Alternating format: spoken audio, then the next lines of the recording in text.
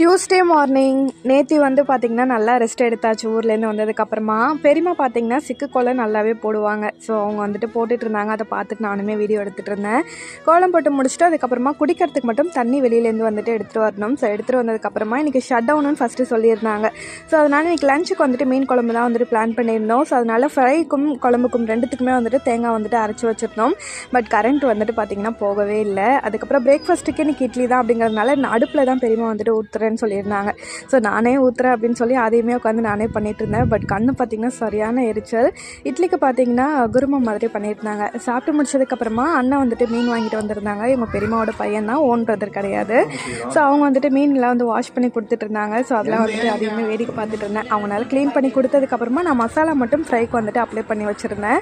Video பிடிச்சிருந்தா கண்டிப்பாக like பண்ணிவிட்டு சப்ஸ்கிரைப் பண்ணிக்கோங்க. நிறைய பேர் சேனலை சப்ஸ்கிரைப் பண்ணாமல் பார்த்துட்ருக்கீங்க. நெக்ஸ்ட் வீடியோவில் பார்க்கலாம். அது வரைக்கும் பாய்.